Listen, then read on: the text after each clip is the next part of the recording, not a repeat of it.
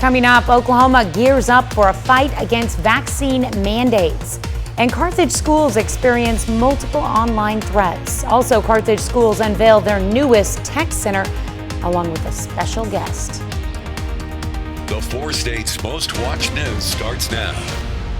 Good morning and welcome to the KOAM Morning News. It's 5 a.m. I'm Tanya Bach. We'll have those stories in just a moment, but first let's go to Michael Hayslip, Skywatch Weather Center. How about a shocker with late night, early morning rain? Again? I know.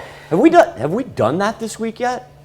Oh yeah, this would be like the 4th day that we've had to do this. It's crazy. The timing has just been almost identical each and every morning. So there's where we sit on the Skywatch storm tracker. A little bit of lightning. It's right now in Benton and McDonald County, right on the Arkansas-Missouri state line. Are picking up heavy rain there as you work down to the south.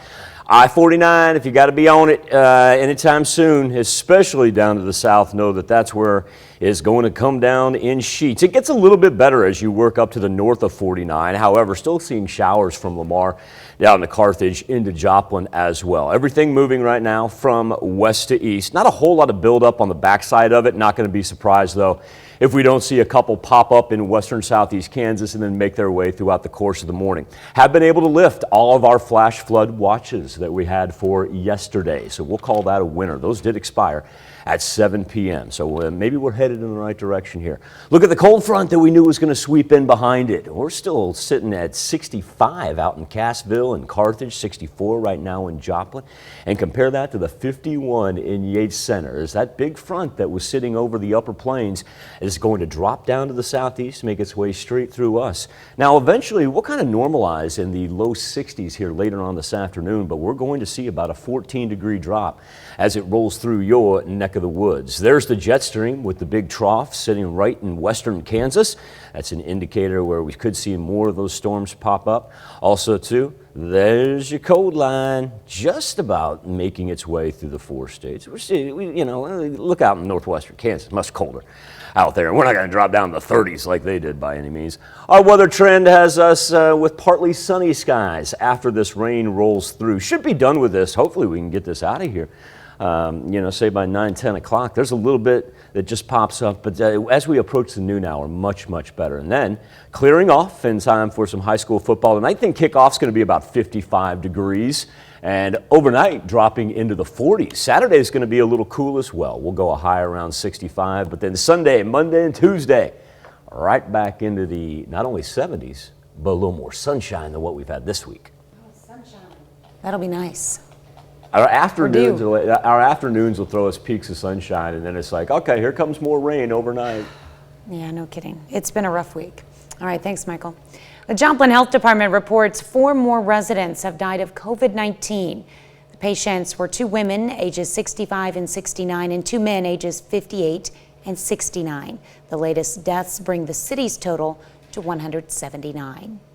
Oklahoma's governor and attorney general are voicing their opposition against President Biden's pending vaccine mandate for businesses with more than 100 employees.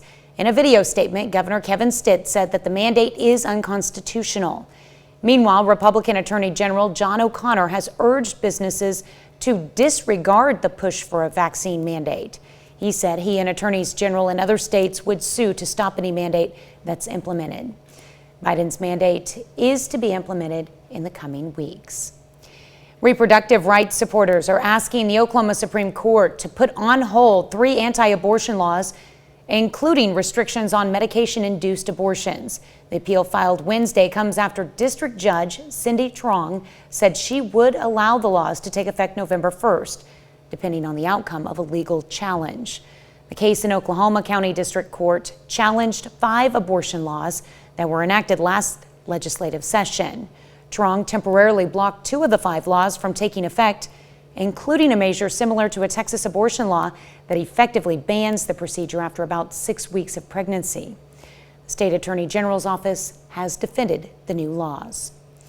The Carthage School District is seeing multiple online threats. Carthage Schools Superintendent Mark Baker said last week the school district was made aware of a message being passed around by students on social media detailing violence at one of the schools. Baker says that case ended up coming from Mount Vernon, but another threat emerged this week. And now the superintendent warns parents to check up on their kids' online activity. We just ask our parents to check their social media of the kids just to make certain you see what they're doing. I think at times parents are surprised exactly what accounts they have and what they're saying or stating on social media, so that's the best avenue to try to stop things like this. Following these threats, Baker put out a statement on Facebook saying the individual responsible for the threat has been detained. Missouri Governor Mcpherson is accusing a major St. Louis media outlet of hacking into a State Department of Education website. While the governor did not refer to the media outlet specifically, the St. Louis Post-Dispatch admits it identified a vulnerability in the Department of Education site. Governor Parson argues the media outlet broke the law. The Post-Dispatch disagrees. In a statement, they said the reporter did the responsible thing by reporting his findings. The statement went on to say, quote, "A hacker is someone who subverts computer security with malicious or criminal intent. Here, there was no breach of any firewall or security and certainly no malicious intent." For this to reflect its failures by referring to this as hacking is unfounded. Thankfully, these failures were discovered. Missouri State House Minority Leader Crystal Quaid from Springfield also responded to Governor Parson's accusations in a statement saying, quote, "Instead of falsely blaming the St. Louis Dispatch for a hacking that never happened, Governor Parson should thank the paper for uncovering a serious flaw in the state website that exposed the personal information of more than 100,000 Missouri educators."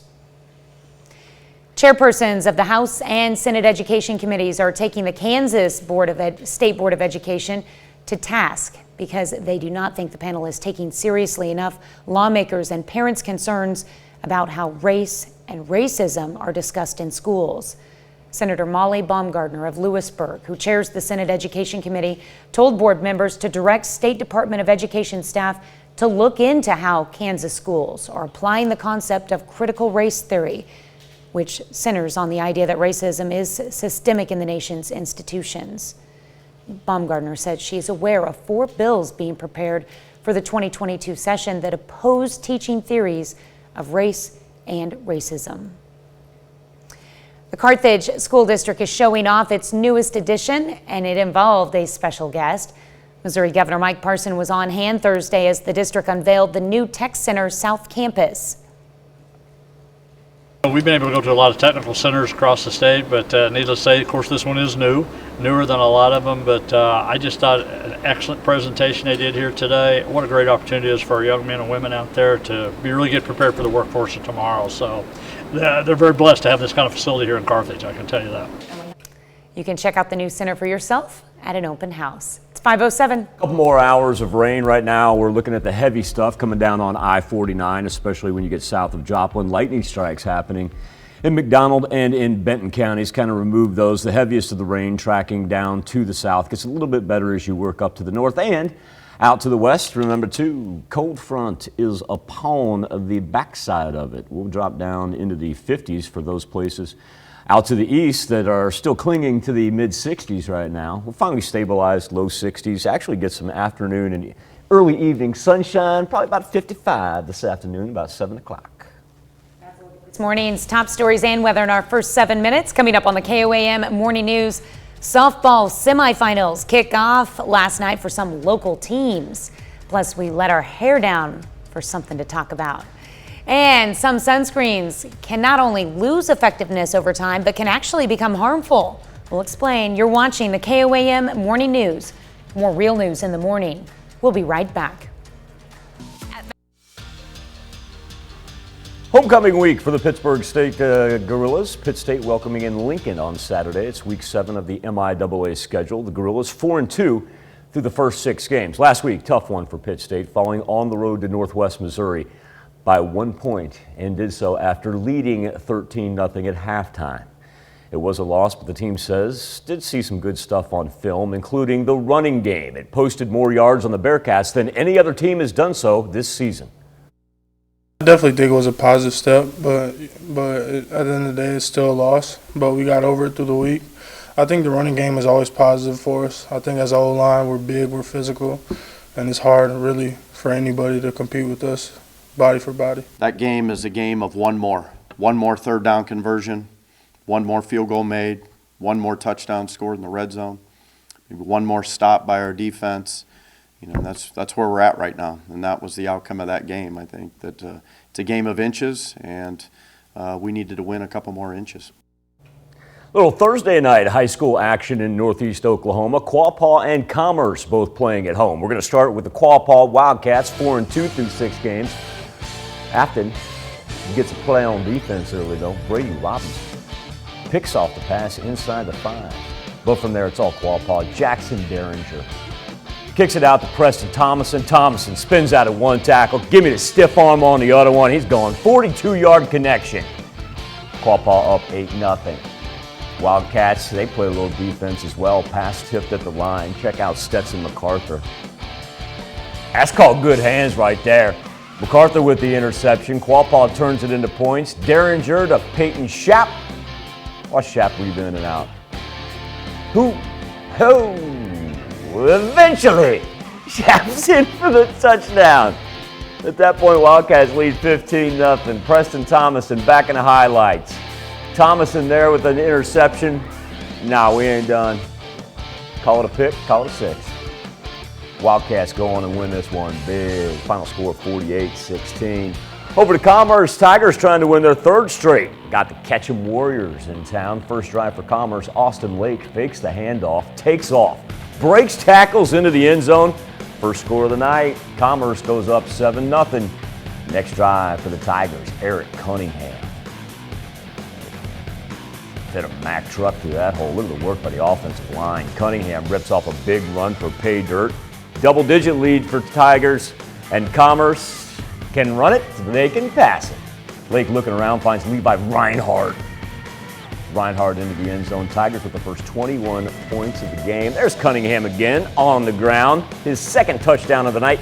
Commerce rolls. Final score 41-6. Last night wrapped up semifinal action in the Class 4 District 6 softball tournament in Neosho. 3 local teams still alive in the tourney, looking to move on to the district championship. First up, Webb City Cardinals hit the field against Willard. First batter of the game, Peyton Hawkins. Well, that's how you get things started right there. Hawkins solo shot, 1-0 Webb City. Next inning, 2-on for Kaylin Gilbert. See ya. 3-0 Webb. Willard ties it up, though, on a wild pitch. And then the go-ahead run comes in. She's out at home. Huge play for the Cardinals because in the 7th, Hannah Wells breaks the tie, the RBI double with Webb adding insurance late. They win it 6-3 and move on to the championship game. Peyton leading off with that home run, that did just set the tone for the game, and you know it just got everybody in the right mindset that we're going to go out and do everything we can to win this ball game. I mean, I feel like they got up to the plate with confidence, and they believed in themselves, believed in each other, and we're just willing to do whatever it takes to get on top and win that game. Other side of the bracket, Neosho facing McDonald County. First inning, J.C. Franklin comes up with the blue pitch, shallow right. Nevaeh Dodson comes home for the first run of the game. Still going, Addison Leach puts it in play, enough to drive in Reagan Merrick. Mustangs up 2-0, and McDonald County runs away with this thing, 13-2, meaning we've got a rematch of last year's district title game as Mack County faces Webb City. Class 5, District 6, Carthage Tigers try to knock off the number 1 seed Nixa to move on to the title game, but Carthage falls in a tight one. Final score 5-3. Tigers finish the season with a marvelous 21-14 overall record. Still to come on the KOAM Morning News, the U.S. reaffirms its efforts on global human rights, and a check on our 7-day forecast when the KOAM Morning News returns. Starting to sound like a broken record this week every time we talk about morning thunderstorm activity. We got the rain-dotted sky camera there at 7th and Rangeline, as you can tell, coming down pretty good there, excuse me, in our street light. As we transition to the radar, we'll focus in on what developed down to the south, because that is where we're seeing number 1, the hardest rain. Number 2, even some thunder and lightning involved with that as well, especially right along the Missouri-Arkansas state line in McDonald County and in Benton County. No storm reports have come in. We do not have any flood warnings or watches, but that's coming down real good if you got to be on I-49. Now, as we get on the interstate and go to the north of Joplin on 49, we see a little bit there in the Carthage area, but it certainly does get much better up through Lamar and then to Nevada. And then as we push out to the west, actually beginning to clear out just a little bit. But let's go back to when this all started Sunday night. This is the amount of rain that we picked up this week. Of course, southeast Kansas was dominated with the flooding waters on Monday, and now that we've shifted everything pretty much down to the south and east of I-44 is where we're seeing the most rain right there. But anytime you see the pockets or the lines of the orange, that's 4.5 inches in McDonald County. That's 4.6 inches in Jasper County. Transition out into Allen County, another 4 inches. So yeah, we all know how wet of a week has been. Temperature-wise, going to cool down as the front now just about through halfway through southeast Kansas, and it'll drop us in, excuse me, into the mid-50s. So that's a far cry from where we're still clinging to 64s in Joplin and Neosho and in Cashville. Right now, the wind coming in from the northwest, 6 miles per hour, so that's not too bad.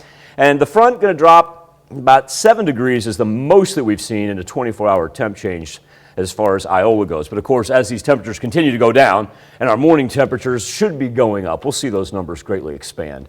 Skywatch Storm Tracker with the jet stream and the trough right now over western Kansas, which means that we actually are going to stabilize in the low 60s today. A high school football forecast. It's going to be cool, clear, kickoff around 55 degrees and a north wind of 10 miles per hour. Pushing into the weekend, we'll clear this off tonight. And Saturday is actually going to be sunny, albeit a little bit cooler than what we've had. We'll go mid-60s, but then Sunday right back into the 70s and get to ride that string with some sunshine into the middle of next week. Time now to turn our attention to the KOAM News Now Facebook page and our morning Insta poll. If you did not know, evidently, there's a battle of the best mullet. Okay, well, an Arkansas middle schooler, kid won first place. Katie Woodall spoke with the winner and his mom, explains how growing a mullet provided an opportunity for her son to give back.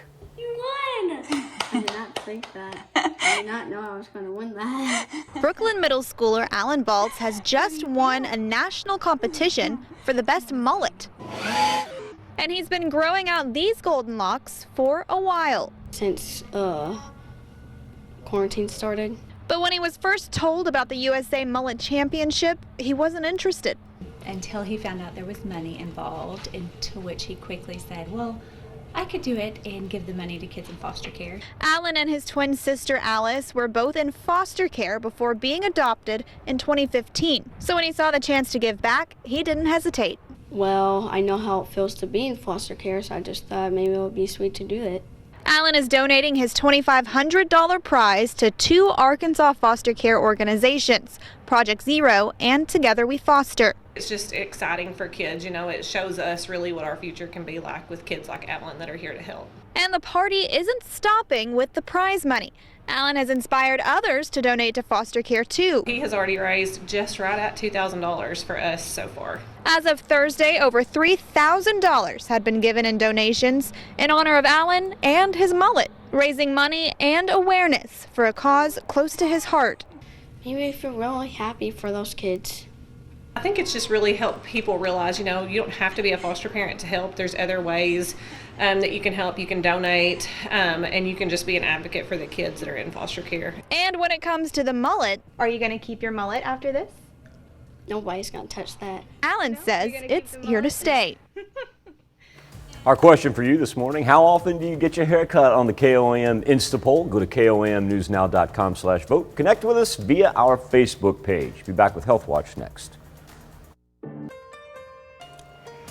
Topping Health Watch this morning, sunscreens containing a certain key ingredient may lose their effectiveness. Plus, a new study looks at the risk of horseback riding. Michael George has a look at the day's top health stories.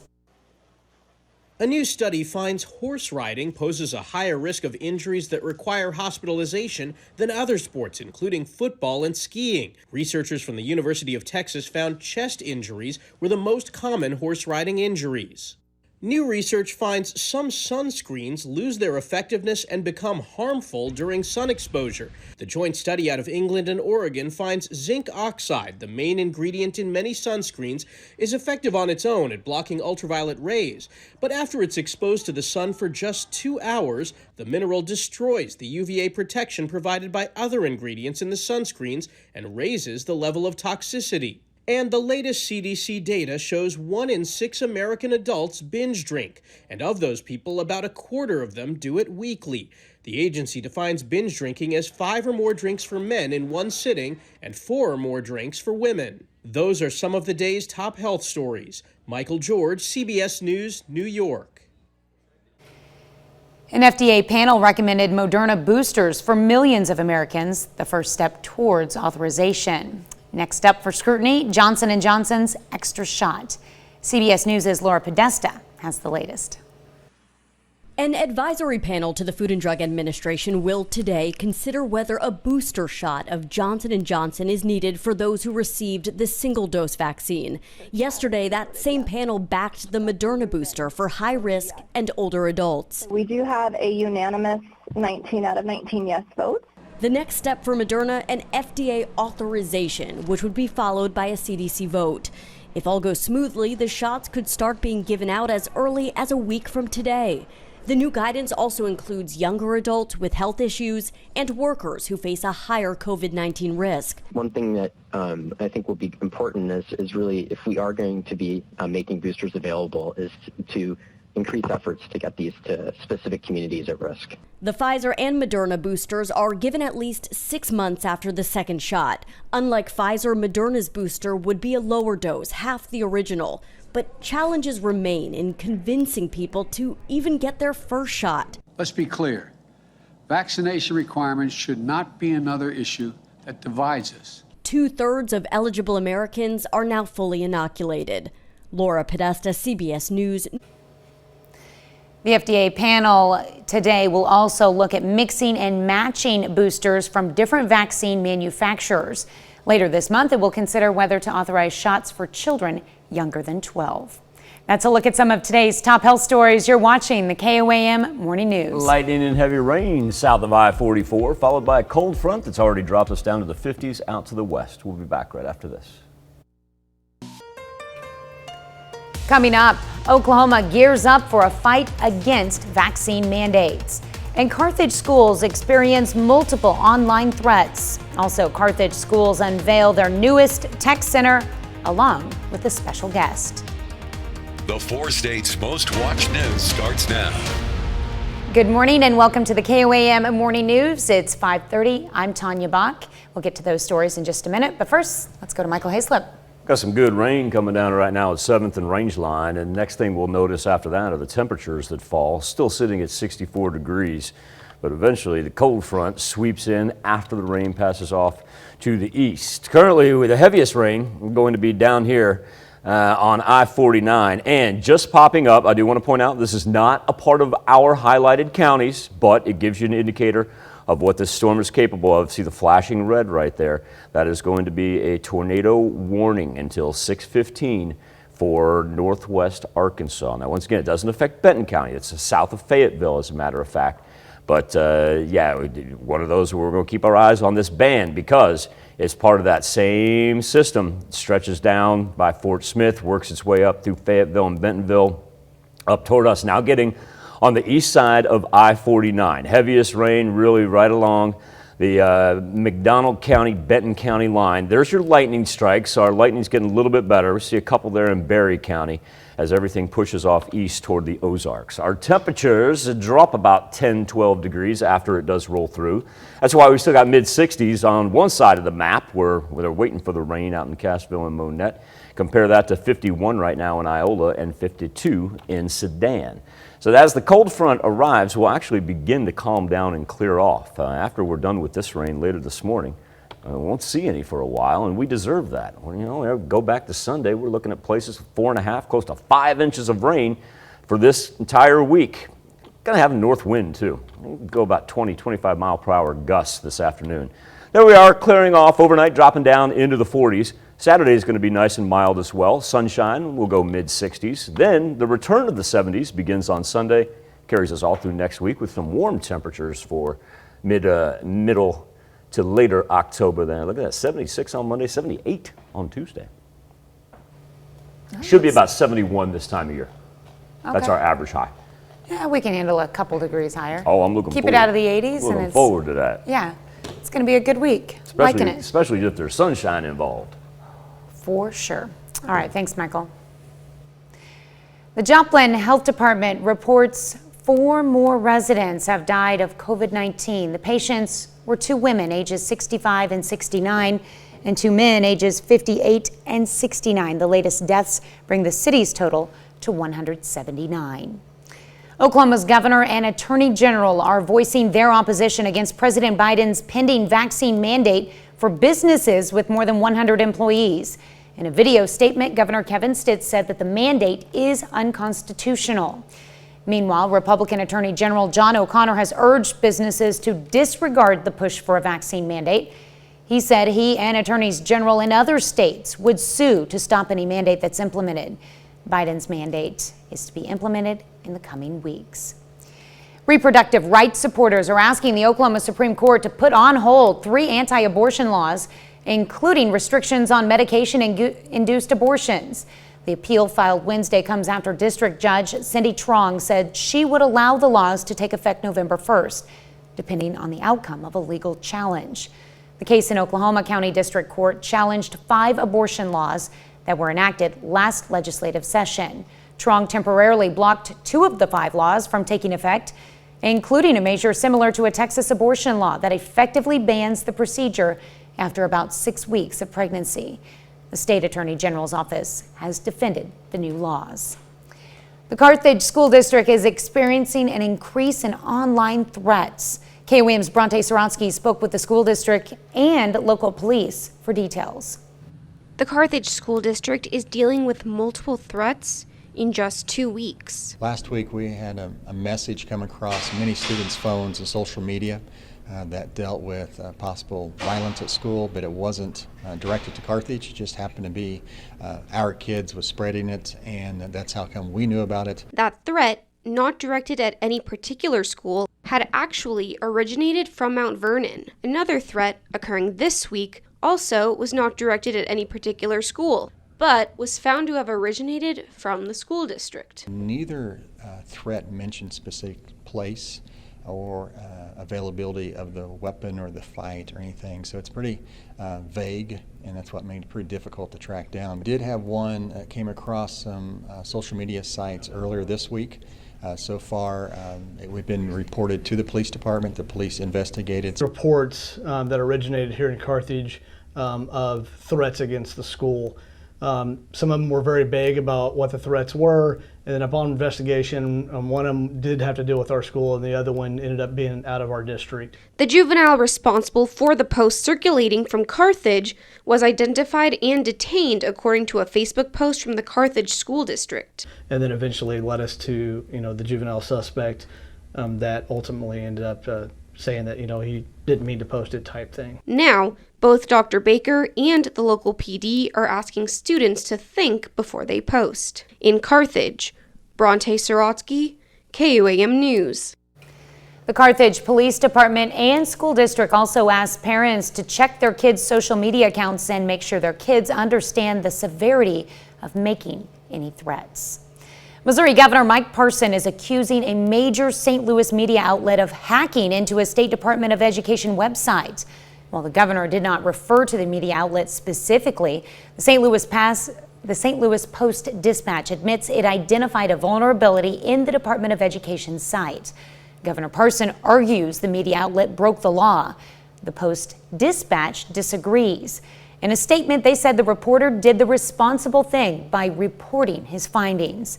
The statement went on to say, quote, "A hacker is someone who subverts computer security with malicious or criminal intent. Here, there was no breach of any firewall or security, and certainly no malicious intent. For Dees to deflect its failures by referring to this as hacking is unfounded. Thankfully, these failures were discovered." Missouri State House Minority Leader Crystal Quaid from Springfield also responded to Governor Parsons' accusations in a statement saying, quote, instead of falsely blaming the St. Louis Post-Dispatch for a hacking that never happened, Governor Parsons should thank the paper for uncovering a serious flaw in a state website that exposed the personal information of more than 100,000 Missouri educators. Chairpersons of the House and Senate Education Committees are taking the Kansas State Board of Education to task because they do not think the panel is taking seriously enough lawmakers' and parents' concerns about how race and racism are discussed in schools. Senator Molly Baumgartner of Lewisburg, who chairs the Senate Education Committee, told board members to direct State Department of Education staff to look into how Kansas schools are applying the concept of critical race theory, which centers on the idea that racism is systemic in the nation's institutions. Baumgartner said she is aware of 4 bills being prepared for the 2022 session that oppose teaching some theories of race and racism. That's a look at our top news stories. Coming up this half hour on the KOAM Morning News, a deadly fire in Taiwan is under investigation. Plus, Bill Clinton is in the hospital. Is he okay? We'll have the latest. But first, 5:37. Pushing across southwest Missouri right here, moving off to the east. And while we get bouts of heavy rain, you know, we're just kind of tracking it and everything. I do want to point out that this is the same one that has popped up a tornado warning for Madison County in northwest Arkansas. So once again, it does not affect our counties. It's south of Fayetteville, but an indicator that this it could get a little strong here as it moves off to the east. Temperatures dropping down into the 60s today, and eventually we'll get up into the 70s back on Sunday. We'll be back with World Watch right after this. Topping World Watch, the U.S. has officially rejoined the United Nations Human Rights Council. America withdrew under President Donald Trump 3 years ago. U.S. Ambassador to the UN, Linda Thomas Greenfield, says the U.S. plans to focus efforts on Afghanistan, Myanmar, China, Ethiopia, Syria, and Yemen. She says the U.S. will continue to promote women's rights and oppose religious intolerance, racial and ethnic injustices, and violence against minority groups. Authorities in Norway have released the name of the man accused of killing 5 people with a bow and arrow. Police say 37-year-old Espen Andersen Brathen is a Danish national living in Norway. Brathen, who has been arrested, recently converted to Islam, and authorities had previously spoken to him about concerns he was becoming radicalized. Norwegian officials are calling the attack an act of terror. At least 46 people are dead and 41 injured in a building fire in southern Taiwan. The fire broke out in the 13-story commercial and residential building. More than 100 residents, many of them senior citizens with physical disabilities, lived in the building. Authorities say it's unclear what caused the fire. Local police are reviewing surveillance camera footage and are not ruling out the possibility of arson. That's a look at some of your biggest headlines from around the world. Let's toss it over to Michael for our Something to Talk About. Thank you, Tanya. This morning on the KOAM News Now Facebook page and our morning Insta poll. Earlier, we met a young man named Alan Baltz who has a mullet. And as a matter of fact, it won him the title of Best Mullet in the Nation in the kids division. Well, he's been growing this head of hair since early in the pandemic when he found out about the Mullet Championship. And he said he wasn't really interested until he found out there was prize money. That's when Alan and his sister, well, they came from the foster care system. And the prize money, $2,500, seemed like a great way for Alan to support the foster care system in Arkansas. What a marvelous thing by that kid. Our question to you this morning, how often do you get your hair cut? Right now, 51% of you rock it about once a month. 28% say every 2 weeks. And look at this, 21% of you still go with that pandemic feel. Nah, we're just going to let it go. Make your voice heard by going to KOAMnewsnow.com/vote. And of course, connect to us via our Facebook page. We'll be back with the news you need to know before you head out the door right after this. Here's a check of today's top headlines, the news you need to know before you head out the door. Oklahoma's governor and attorney general are voicing their opposition against President Biden's pending vaccine mandate for businesses with more than 100 employees. In a video statement, Governor Kevin Stitt said the mandate is unconstitutional. Meanwhile, Republican Attorney General John O'Connor has urged businesses to disregard the push for a vaccine mandate. He said he and attorneys general in other states would sue to stop any mandate that's implemented. Biden's mandate is set to be implemented in the coming weeks. Carthage School District has seen multiple online threats. Carthage School Superintendent Mark Baker says last week the school district was made aware of a message being passed around by students on social media detailing violence at one of the schools. Baker says that case ended up coming from Mount Vernon, but another threat emerged this week. And now the superintendent warns parents to check up on their kids' online activity. The Carthage School District is showing off its newest addition, and it involved a special guest. Missouri Governor Mcpherson was on hand yesterday as the district unveiled the new Tech Center South Campus. MoCan Partnership and General Mills teamed up to raise awareness about career opportunities in the manufacturing industry. The companies hosted Manufacturing Day in Neosho. Hundreds of area high school students got to see live demonstrations, virtual reality experiences, and educational opportunities from 17 companies related to manufacturing. That's a check of today's top headlines, the news you need to know before you head out the door. Skywatch storm tracker as we continue to follow these thunderstorms that have now really moved into our southeastern counties. We are seeing a little bit here that's beginning to emerge north of I-44 in between Greenfield and Mount Vernon. Haven't had any lightning with that. The lightning has really stayed down to the south. What we are looking at too, though, is not only the heavy rain, but the reason that we're keeping a close eye on this, and while it has not affected any of our counties, Madison County, up by Batson, you see right there just where that lightning strike was, that is an indicator of a tornado warning. Now, I want to reiterate, this stays down to the south of Fayetteville. It is not part of our viewing area, but it is an indicator of what this line of storms is capable of. And so that's why we're keeping a very, very close eye on it. Heaviest rain really moving to the east of I-49 right now as you work up to the north and out to the west. Not a whole lot of action behind it, except the fact that there's a cold front. And so we're going to see that color contour slowly progress its way from the northwest down to the southeastern portion. And so right here, that's your dividing line. So next up, we're going to see Nevada, Pittsburgh, Oswego, Newada. We're going to see that line begin to plummet down into the 50s as well, as we've already got 53 in Yates Center, 51 right now in Iola. And eventually, we're going to see everybody drop into the 50s as we approach the noon hour. And after that, we stabilize. And with a little late morning, early afternoon sunshine, we'll actually be able to get back into the low 60s. It's going to be a little bit breezy out there. After the front rolls through, say about north winds, 10 to 15 miles per hour, gusting at about 25 miles per hour. Setting us up for a really nice night, though, because the clouds will be gone. It'll be cool and clear for the high school football kickoff forecast. North wind at 10 miles per hour. I was told, I made a mistake last week. I was talking about kickers and quarterbacks and twirlers. And I was told that if you're a good twirler, it's not really the wind that affects you that much. It'd be more your flag corps. So I apologize for that. And flag corps people, performers, I want you to know that you're gonna get a north breeze today. 7-day forecast, sunny skies, mid-60s on Saturday. On Sunday, the return of the 70s, and we get to ride some warm October temperatures all the way to the middle of next week. Be back with more KOAM morning news right after this. Former President Bill Clinton is in an Orange County hospital. Stacy Butler is at UCI Medical Center with the latest. Bill Clinton is on the mend inside UCI Medical Center for what doctors are calling a non-COVID infection. CNN is reporting he's in the ICU with a urinary tract infection that spread to his bloodstream. In a joint statement, two UCI doctors said President Clinton was taken to UC Irvine Medical Center and diagnosed with an infection. He was admitted to the hospital for close monitoring and administered IV antibiotics and fluids. He remains at the hospital for continuous monitoring.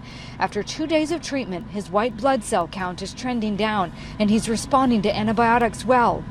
His spokesperson says the former president was brought to UCI Medical Center on Tuesday after becoming fatigued. He is reportedly in Southern California for a Clinton Foundation event. Tonight he was supposed to be the moderator for an economic panel discussion called Rebuilding for All, Inclusive by Design.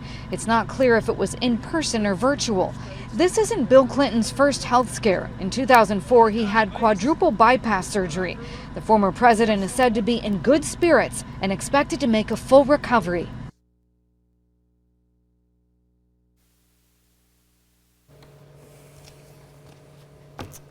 It'll be nice to see him have a full recovery then. We'll be back for one more look at the weather after this.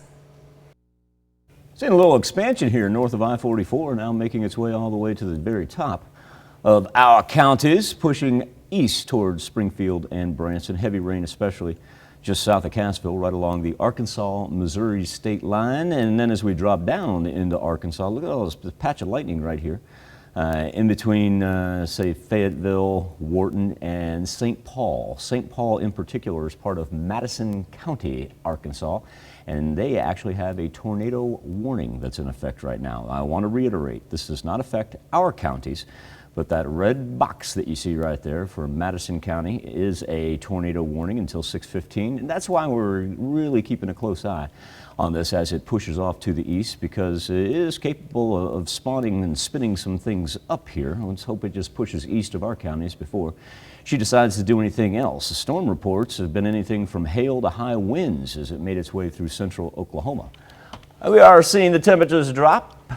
Cold front come and hit it from the back right there as we're down to 51 in Iowa compared to 64 right now in Joplin. We'll be back right after this.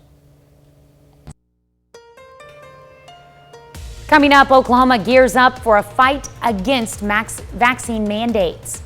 And Carthage schools experience multiple online threats. Also, Carthage schools unveiled their newest tech center along with a special guest.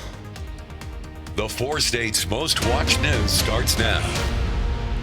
Good morning and welcome to the KOAM Morning News. It's 6 a.m. I'm Tanya Bach. We'll get to those stories in just a minute, but first, let's go straight to Michael Hayslip. Rain beginning to lighten up over 7th and Range Line. Matter of fact, huge difference as far as what we saw just about 15-20 minutes ago there over the intersection. And temperatures 64. Now we're going to see them drop as the wind moves in from the north. Let's talk about the storms that we had early this morning as they really dominated the southern portion of the 4 states, especially along I-44. Here's where we currently sit. The heaviest rain still right on the Missouri-Arkansas state line, south of Cassville. Everything moving off to the east.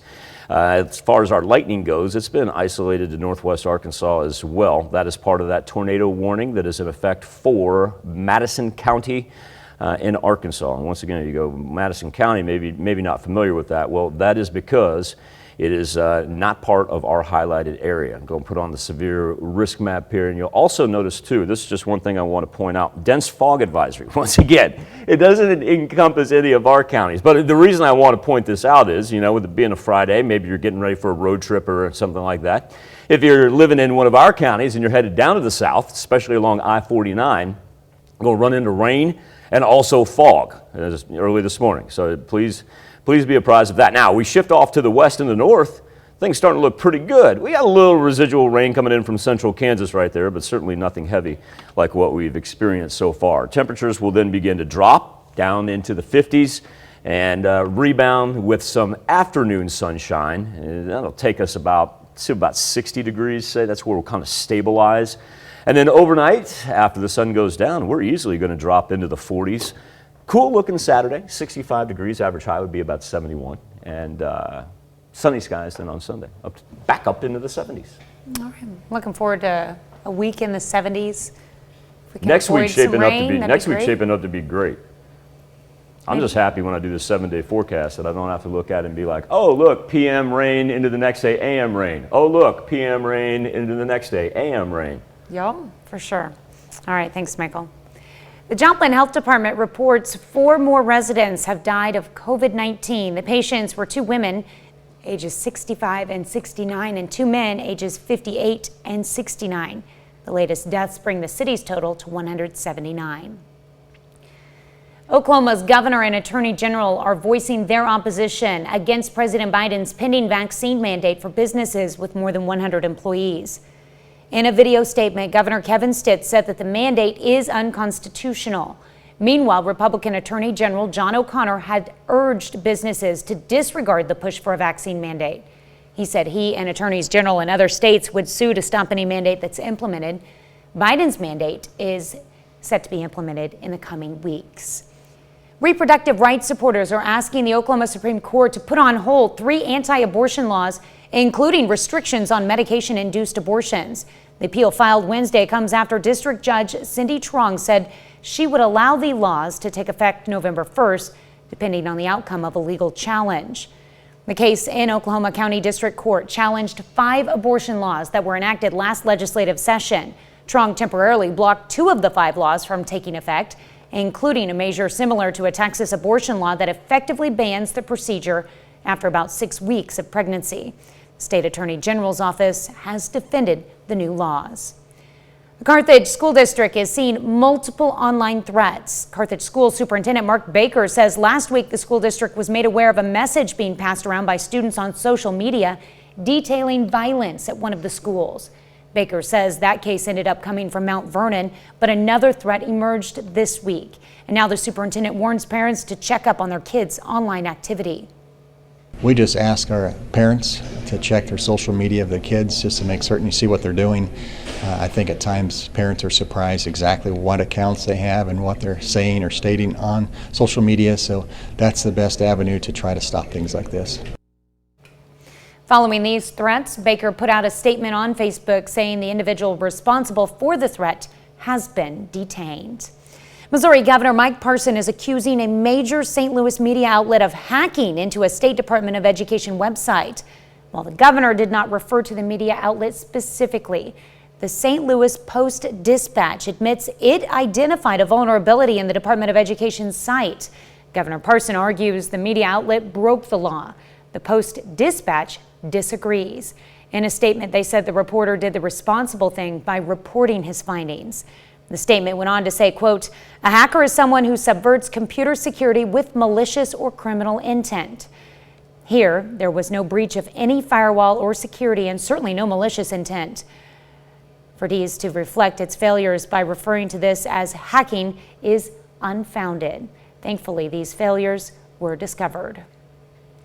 Missouri State Minority Leader Crystal Quaid from Springfield also responded to Governor Parson's accusations in a statement saying, quote, "Instead of falsely blaming the St. Louis Post-Dispatch for a hacking that never happened, Governor Parson should thank the paper for uncovering a serious flaw in a state website that exposed the personal information of more than 100,000 Missouri educators." Chairpersons of the House and Senate Education Committees are taking the Kansas State Board of Education to task because they don't think the panel is taking seriously enough lawmakers' and parents' concerns about how race and racism are discussed in schools. Senator Molly Baumgardner of Lewisburg, who chairs the Senate Education Committee, told board members to direct State Department of Education staff to look into how Kansas schools are applying the concept of critical race theory, which centers on the idea that racism is systemic in the nation's institutions. Baumgardner says she is aware of 4 bills being prepared for the 2022 session that oppose teaching some theories of race and racism. The Carthage School District is showing off its newest addition, and it involved a special guest. Missouri Governor Mcpherson was on hand Thursday as the district unveiled the new Tech Center South Campus. We've been able to go to a lot of technical centers across the state, but needless to say, of course, this one is newer than a lot of them, but I just thought an excellent presentation they did here today. What a great opportunity it is for our young men and women out there to be really get prepared for the workforce of tomorrow. So they're very blessed to have this kind of facility here in Carthage, I can tell you that. And we have 130 students from Webb City and Carthage. You can check out the new center for yourself at an open house. 6:07. Hey, little good news. That tornado warning down in Madison County, and once again, reiterating the point, it was not part of our highlighted counties, just to the south of Benton County in northwest Arkansas. But that has been lifted, an idea that as the storm pushes off to the east, breaking up just a little bit, and so far we haven't seen anything pop up behind it other than cold temps dropping us down into the low 50s. So the cold front has arrived here, stabilizing later this afternoon around 60 degrees. A high school football kickoff forecast at 7 p.m. looking at temps in the mid-50s. Watch that north wind, 10 to 15 miles per hour, gusting up to 25. A lot of sunshine here over the weekend. Mild temps on Saturday. Warm then Sunday, Monday, and Tuesday, especially Monday and Tuesday. Average high about that time of year should be about 70, 71 degrees. We'll cruise into the high 70s by the middle of next week. All right, that's a look at this morning's top stories and weather in our first 7 minutes. Coming up on the KOAM Morning News, Oiled up birds get cleaned and ready for release back into the wild. Plus an unusual delivery method for organ donations. And a ground turkey recall that could affect you. You're watching the KOAM Morning News. More real news in the morning. We'll be right back. Your chance to... In Consumer Watch this morning, stocks rally. Goldman Sachs continues a hot streak and Butterball recalls tons of ground turkey. Here's more on today's top business stories. Stocks rallied on Wall Street yesterday, driven largely by gains in tech companies. The Dow soared 534 points. The Nasdaq rallied 251, and the S&P 500 jumped 74 for its biggest gain since March. So far, every S&P 500 company that's reported earnings this week has topped forecasts. We'll see if Goldman Sachs can keep that streak alive when the investment bank reports its third quarter results this morning. Shares of the powerhouse bank are up nearly 50% this calendar year. And Butterball is recalling about 14,000 pounds of ground turkey products sold nationwide because they may contain small pieces of hard blue plastic. The ground turkey was produced in late September at a Butterball facility in North Carolina. They were sold under the Farm to Family and Kroger brands at certain BJ's and Kroger stores. If you think you may have some in your freezer, you're urged to either toss it or return it.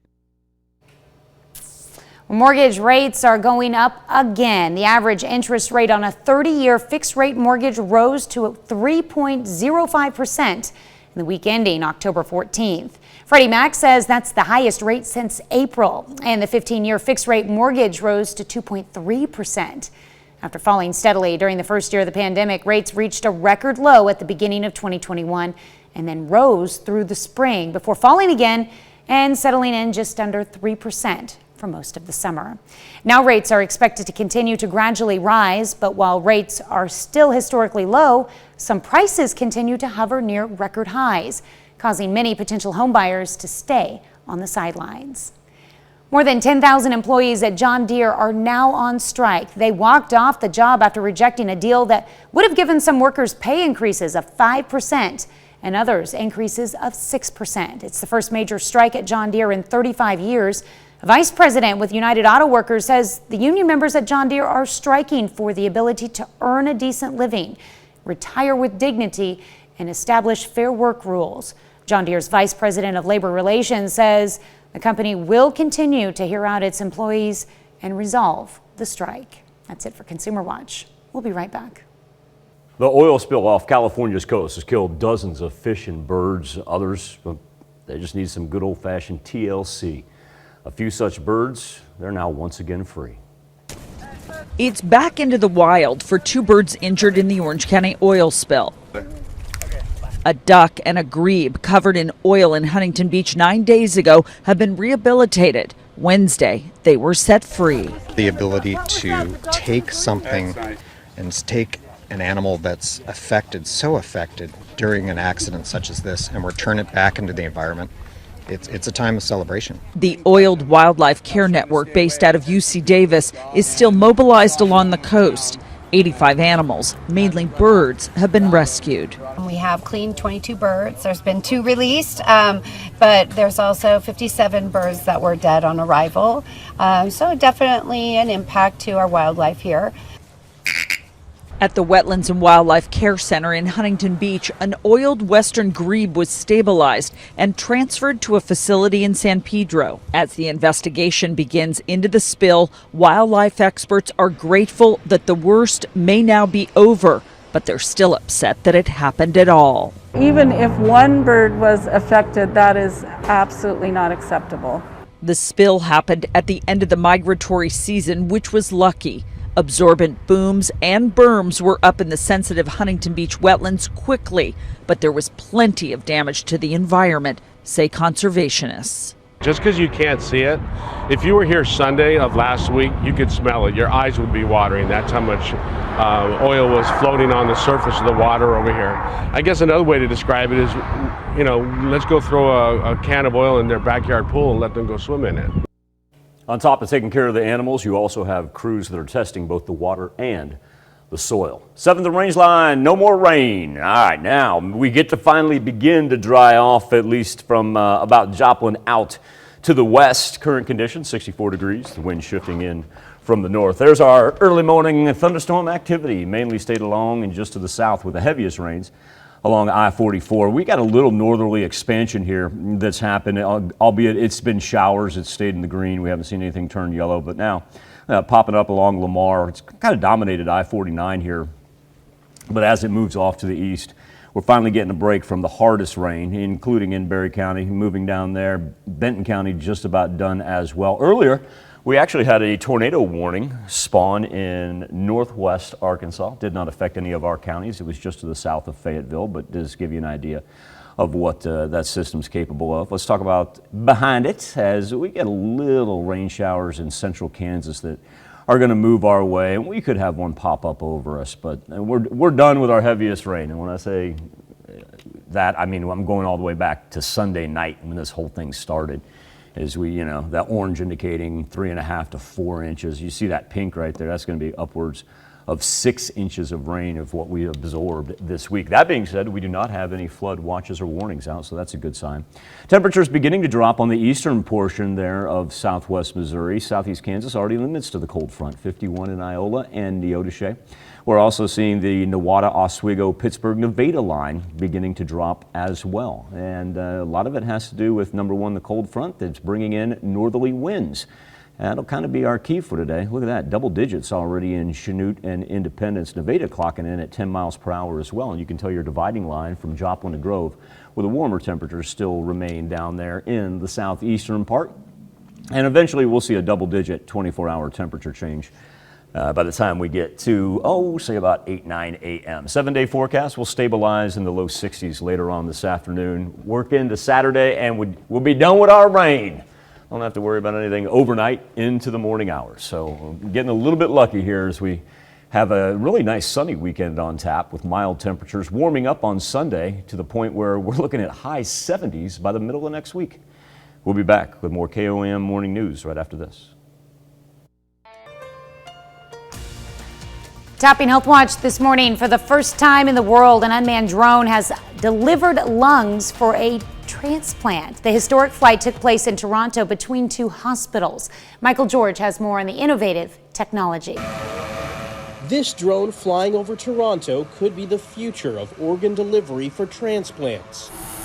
Last month, it carried precious cargo, a set of lungs from one hospital to another. It's a heavily populated city, and we had to do several prior test flights to persuade the air traffic control authorities that this was a safe way to deliver the lung. The transplant flight is a result of a collaboration between U.S. company United Therapeutics and Canada's University Health Network. The team designed a special container so the organs could withstand in-flight conditions, such as vibrations and bumps. We had to make sure that we could maintain a stable temperature. Lungs are very delicate and they're filled with air. And if there's changes in barometric pressure, that could affect the lung. Surgeon Dr. Shaf Kashavji says this technology will allow more organs to be available to patients in the future. One of the challenges now is getting transport and getting transport in a timely fashion and a reliable fashion.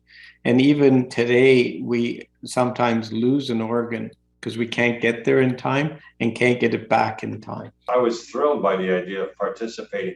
I'm by profession, I'm an engineer, so I'm a technical guy. 63-year-old Elaine Hodak received the lungs that flew over Toronto. He has an incurable lung disease. I was running out of time. Now I'm feeling amazing. I can breathe. I have a new lease on life. And the team believes drone organ deliveries will change thousands of lives in the coming years. Michael George, CBS News, New York. That's a look at today's top health story. You're watching the KOAM Morning News. We can just about tell the rain to get gone, hanging on to the very far eastern edge of southwest Missouri. Then get ready for big cool down. And we've already seen as low as 50 in Yates Center and Iowa. I think we'll see some 40s here by the time the show wraps up. An afternoon planner will finally stabilize in the 60s with a little afternoon and evening sunshine. Coming up, Oklahoma gears up for a fight against vaccine mandates. And Carthage schools experience multiple online threats. Also, Carthage schools unveiled their newest tech center along with a special guest. The 4 states' most watched news starts now. Good morning and welcome to the KOAM Morning News. It's 6:30. I'm Tanya Bach. We'll get to those stories in just a moment. But first, let's go straight to Michael. We're about done talking about the rain. So what we're going to shift to is cold front that's dropping temperatures. And tomorrow morning, you're going to hear the phrase wind chill used. How long has it been since we've had a wind chill on our hands? We could wake up tomorrow morning, feel about like 38 degrees. Wow. Wind moving and going whip in from the north. And there we are over 7th and Rangeline in Joplin, where, like I said, we are finally done with the rain, at least in the Joplin area. Now, there is overnight progressing with the hardest rain east of, in the eastern portion of our highlighted counties and south of I-44. But here we are. We're working into just showers right now as everything progresses toward the Springfield-Branson area, so we're just about done. We do have some dense fog just east of our counties as well. We put this back into Sunday, cruising past 4.5 inches of rain there, where you see the orange turn into the red. Here's where we sit temperature-wise. Yates Center and Iola hanging on to 50 degrees. Compare that to the Carthage, Joplin, and Neosho areas that are still in the mid-60s. So good 15-degree gap as the cold front rolls through. We've seen Pittsburgh and Nevada on that line right there drop into the 50s. So the old Lamar, Joplin, and Miami, throw Carthage in there, throw that line in there. That'll be next. That'll drop down into the high 50s here as we progress through the morning. Even after sunrise, we will still see our temperatures drop as the wind is going to move in from the north. Look at that, 16 miles per hour up in Chanute, Independence. That'll make quite a difference there as far as what it's going to feel like for later this morning. Here's what Future Track has in store. After that, we're going to get some afternoon, early evening sunshine right there. And it'll stabilize our temperatures, bump them up just a little bit back into the low 60s. But there we are overnight. And so as that wind continues in from the north, that's why I said wind chill is going to make it feel about like 38, 39 degrees tomorrow morning. A 7-day forecast, though, that'll eventually lift us up into the mid-60s with a whole bunch of sunshine on Saturday. And then the 70s are back in earnest beginning on Sunday, taking us all the way up into the high 70s by Wednesday. So really, if you're looking at what we've got right now in Yates Center and Iola, where it's 50, and the fact that we're looking at 78 on Tuesday, from now to where we stand Tuesday afternoon, about a 30-degree difference. Just a little difference. Yeah. I'm looking forward to a little decent temperatures, a break in the rain. 78 dry in the latter third of October. That's what we've been asking for all October. We haven't been getting it. Perfect. So, yeah. Well, especially when you're, even on Saturday and Sunday. Because I know that, we're in the midst of that time of year. You got the pumpkin patches open and everything. Saturday and Sunday are going to be perfect for it. Yep, Victory Life's doing their Fall Fest on Sunday. Yeah. That'll be great. We got a parade on Saturday in Pittsburgh for homecoming. It'll be a little chilly, but it'll be fun. Oh, you know me, I love a parade. Oh, yes. Mm-hmm. Just get your long underwear ready. You'll need it in the morning. Whatever, shout out Maple Leaf City. I love a Maple Leaf parade. They let me ride a go-kart. All right, thanks, Michael. Joplin Health Department reports 4 more residents have died from COVID-19. The patients were 2 women, ages 65 and 69, and 2 men, ages 58 and 69. The latest deaths bring the city's total to 179. Oklahoma's governor and attorney general are voicing their opposition against President Biden's pending vaccine mandate for businesses with more than 100 employees. In a video statement, Governor Kevin Stitt said that the mandate is unconstitutional. Meanwhile, Republican Attorney General John O'Connor has urged businesses to disregard the push for a vaccine mandate. He said he and attorneys general in other states would sue to stop any mandate that's implemented. Biden's mandate is to be implemented in the coming weeks. Reproductive rights supporters are asking the Oklahoma Supreme Court to put on hold 3 anti-abortion laws, including restrictions on medication-induced abortions.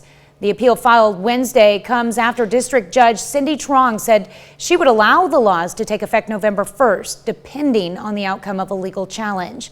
The case in Oklahoma County District Court challenged 5 abortion laws that were enacted last legislative session. Trong temporarily blocked 2 of the 5 laws from taking effect, including a measure similar to a Texas abortion law that effectively bans the procedure after about 6 weeks of pregnancy. State Attorney General's office has defended the new laws. Carthage School District is experiencing an increase in online threats. KOAM's Bronte Sorotsky spoke with the school district and local police for details.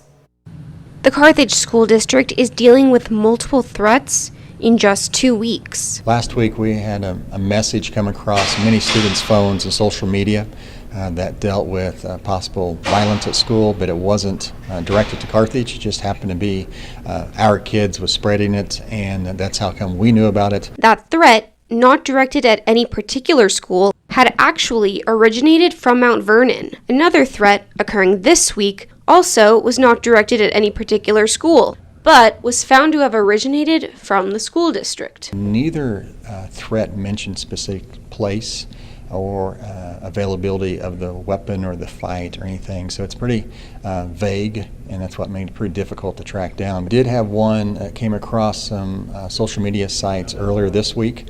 So far, we've been reported to the police department. The police investigated. Reports that originated here in Carthage of threats against the school. Some of them were very vague about what the threats were, and then upon investigation, one of them did have to deal with our school, and the other one ended up being out of our district. The juvenile responsible for the post circulating from Carthage was identified and detained according to a Facebook post from the Carthage School District. And then eventually led us to, the juvenile suspect that ultimately ended up saying that, he didn't mean to post it type thing. Now, both Dr. Baker and the local PD are asking students to think before they post. In Carthage, Bronte Sorotsky, KOAM News. The Carthage Police Department and school district also asked parents to check their kids' social media accounts and make sure their kids understand the severity of making any threats. Missouri Governor Mcpherson is accusing a major St. Louis media outlet of hacking into a State Department of Education website. While the governor did not refer to the media outlet specifically, the St. Louis Post-Dispatch admits it identified a vulnerability in the Department of Education site. Governor Parson argues the media outlet broke the law. The Post-Dispatch disagrees. In a statement, they said the reporter did the responsible thing by reporting his findings. The statement went on to say, quote, "A hacker is someone who subverts computer security with malicious or criminal intent." Here, there was no breach of any firewall or security, and certainly no malicious intent. For the Department of Education and Secondary Elementary to deflect its failures by referring to this as hacking is unfounded. Thankfully, these failures were discovered. Missouri State House Minority Leader Crystal Quaid from Springfield also responded to Governor Parson's accusations in a statement saying, quote, "Instead of falsely blaming the St. Louis Post-Dispatch for a hacking that never happened, Governor Parson should thank the paper for uncovering a serious flaw in a state website that exposed the personal information of more than 100,000 Missouri educators." Chairpersons of the House and Senate Education Committees are taking the Kansas State Board of Education to task because they do not think the panel is taking seriously enough lawmakers' and parents' concerns about how race and racism are discussed in schools. Senator Molly Baumgardner of Lewisburg, who chairs the Senate Education Committee, told board members to direct State Department of Education staff to look into how Kansas schools are applying the concept of critical race theory, which centers on the idea that racism is systemic in the nation's institutions. Baumgardner said she is aware of 4 bills being prepared for the 2022 session that oppose teaching some theories of race and racism. That's a look at our top news stories coming up this half hour on the KOAM Morning News. People subpoenaed by Congress for the January 6th insurrection are refusing to comply. We're referring to them as people. All right. Plus, how do you like your hair? We let you weigh in, but first it's 6:37. With the rain, now let's turn our attention to the cold front as our temperatures will drop into the 50s, mid-50s by the noon hour until we rebound back into the 60s. We'll be back with Nation Watch next. Topping Nation Watch this morning, the House investigation into the January 6th Capitol attack is entering a new phase with members on the Select Committee probing key allies of former President Trump. But some are refusing to comply with subpoenas, and lawmakers on the committee have warned they're prepared to take action. Natalie Brand reports from Washington. The House Select Committee investigating the January 6th Capitol insurrection says it will move forward with seeking a criminal contempt charge against former White House strategist Steve Bannon for not complying with a subpoena. His attorney sent a letter to lawmakers Wednesday saying in part, until such time as you reach an agreement with President Trump or receive a court ruling as to the extent, scope, and application of the executive privilege, Mr. Bannon will not be producing documents or testifying. He's using every excuse he can find to stall it. New York Congresswoman Carolyn Maloney, who chairs the Oversight Committee, says she believes the January 6th committee will be aggressive in enforcing their growing list of subpoenas. In our country, no one is above the law, including the President of the United States. We're a government by the people, for the people, and that's what January 6th is trying to look at. In a blow to former President Trump, President Biden formally rejected Mr. Trump's claim of executive privilege over specific documents requested by the committee. In a letter, the White House counsel said the president believes the assertion of executive privilege is not in the best interest of the United States and is therefore not justified. The letter goes on to say those documents must be turned over within 30 days unless a court intervenes. CBS News has also confirmed former acting attorney general in the Trump administration's final days is complying. Jeffrey Rosen sat for an interview with the Select Committee Wednesday for about 8 hours. Natalie Brandt, CBS News, the White House. Former Defense Department official Kash Patel was scheduled for a disposition yesterday. Former White House Chief of Staff Mark Meadows is scheduled today. That's a look at today's top national stories. Let's check back in with Michael for our Something to Talk About. Tanya, on the KOAM News Now Facebook page on our morning Insta poll, a young kid by the name of Alan down in Arkansas won a kids division for a mullet contest, then donated his grand prize to the foster care system of Arkansas. Our question for you, a little bit simpler than that. Great gesture by that kid. How often do you get your hair cut? Right now, 51% of you rolling once a month, 16% keeping it tight, go every 2 weeks, and 33% of you say, yeah, what? Pandemic's still going on. Let it go. You can always take part by going to KOAMnewsnow.com/vote. Connect to us via our KOAM News Now Facebook page. We'll be back. Celebrate birthdays and anniversaries next. At John. We take this time to honor today's four-state hero, Jack Steele, who served in the U.S. Army. The Joplin native fought in World War II. He received the Purple Heart, the Good Conduct Medal, and a number of other honors for his service with the 5th Army 9th Division. We are proud to salute Jack Steele, our four-state hero. We'll get it all started with C.R. Scott. Well, C.R.'s ready for a good football weekend. I get you, buddy. He is celebrating his 2nd birthday, and just so happens, his Quapaw Wildcats came up with a big win last night. CR, I'm crediting you with the win, buddy. All right. And little Bentley Buckle is turning 3 years old this year.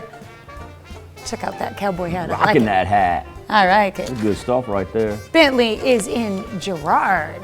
Ethan Garrow, I get this, as Ethan celebrates his 12th birthday, someday following in the shoes of names like Leroy Jordan, Mark Stepnoski, Bruce Matthews. You know what those people have in common, Tanya? They're NFL Hall of Famers who played center. There you go. 'Cause you know what? That dude right there runs the offensive line for the undefeated Bulldogs 6th grade team. That's right. Somebody's got to call out the blocking schemes. Good job, Ethan. And happy birthday, too. Happy birthday, Ethan. And a happy 12th birthday to Cash Smith. Hey, we got another football star here. Cash is in Columbus. Straight cash. Here we go. Love that. Maximus Worry. Throw up the U. Maximus celebrating number 13 in Uniontown. That's a pretty cool picture, man. I like that. And we've got the Wade twins celebrating. We'll kick it off with Braden, now 13 years old, and Bradley. What did mom do? Did mom or dad like walk in the locker room and be like, put your stuff down, turn around, I gotta snap a picture of you? I love that. Opposite directions, yes. Braden and Bradley, 13, and they're in Baxter Springs. That's tremendous, man. I remember, hey, Bradley and Braden, I understand, man. You guys live in those lockers at that age with as many sports as you guys play. That's tremendous. I think that's their school locker, though, Michael.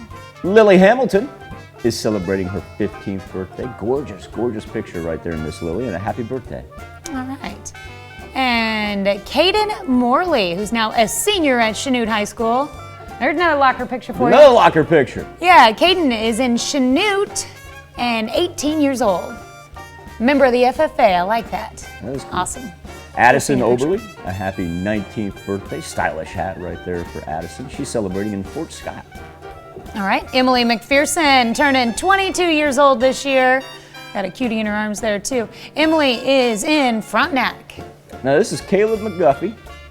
Caleb's down at Grand Lake. As a matter of fact, he lives on the Elk River arm of Grand Lake. And that little man right beside him, that is his son, Elijah.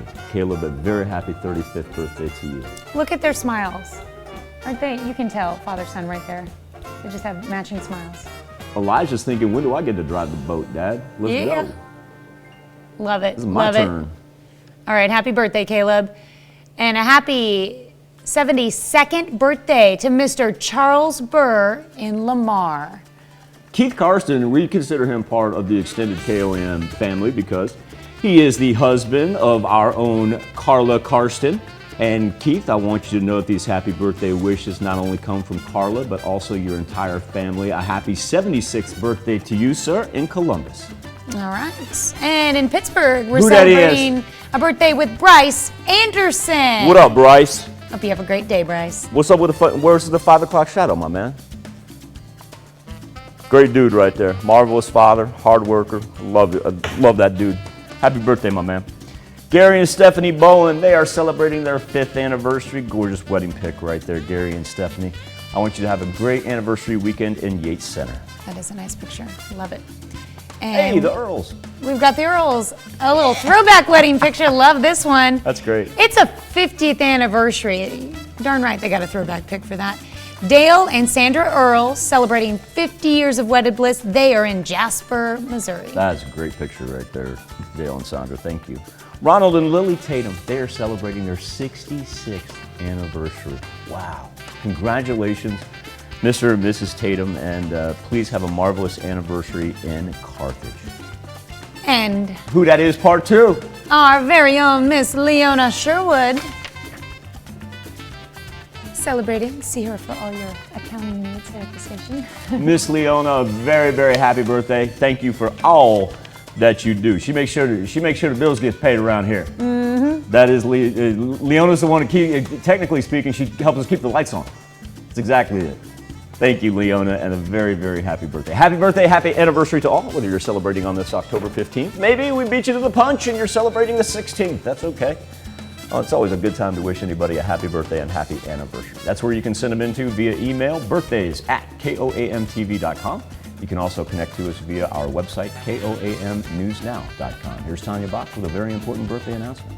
That's right. You can be a part of the KOAM Birthday Club. All you have to do is go to our website and sign up. And once you do, you'll get special deals from local businesses. Go to koamnewsnow.com and sign up for the KOAM Birthday Club today.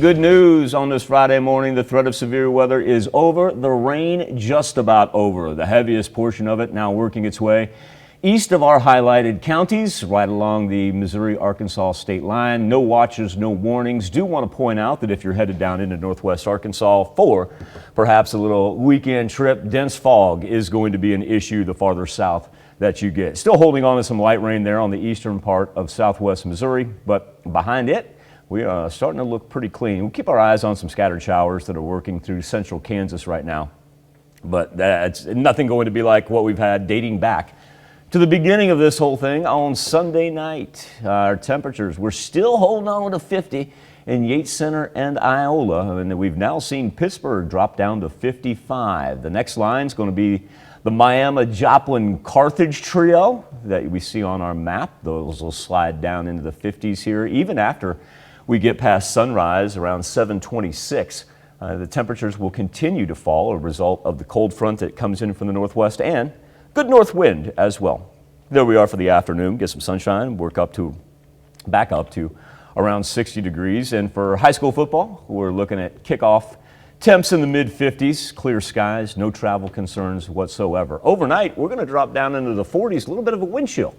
Very well could feel like about 38, 39 degrees tonight, an early Saturday morning. Saturday, mild, beautiful day to get outside, enjoy some sunshine and fresh air, and then look at that little warming trend that we begin on Sunday that'll carry us all the way close to 80 degrees by Tuesday. We'll be back, wrap up this edition of the KOAM Morning News right after this. Here's a check of today's top headlines, the news you need to know before you head out the door. Oklahoma's governor and attorney general are voicing their opposition against President Biden's pending vaccine mandate for businesses with more than 100 employees. In a video statement, Governor Kevin Stitt said that the mandate is unconstitutional. Meanwhile, Republican Attorney General John O'Connor has urged businesses to disregard the push for a vaccine mandate. He said he and attorneys general in other states would sue to stop any mandate that's implemented. Biden's mandate is to be implemented in the coming weeks.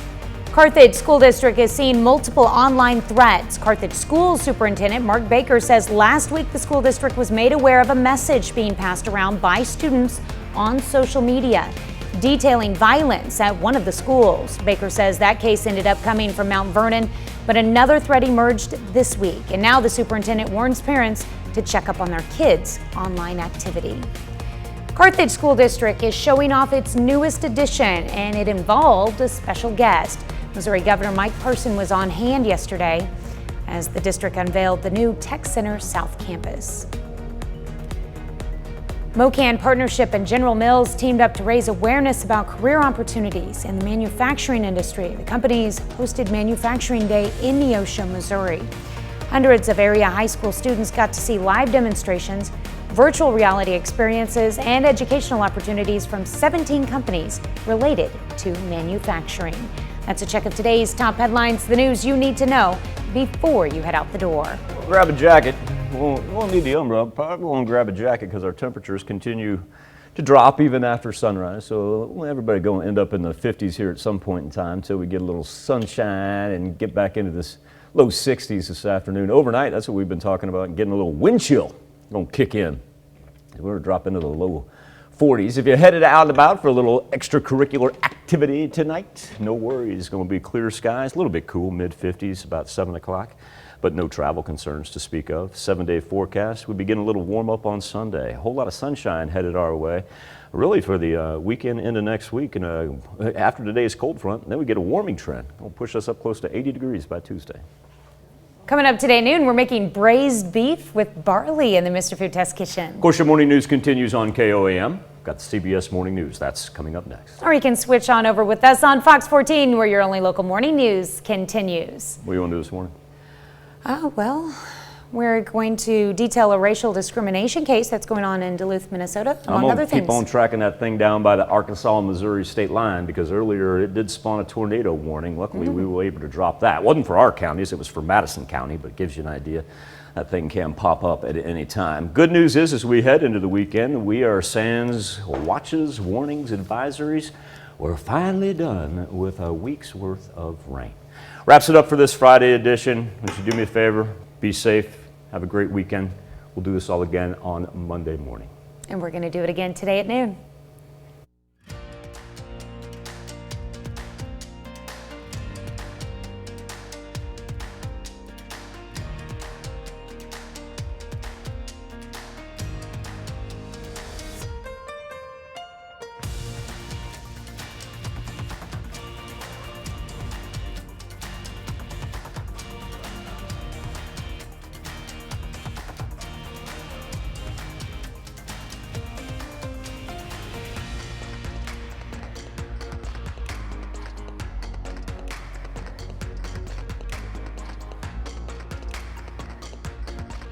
Today's Pledge of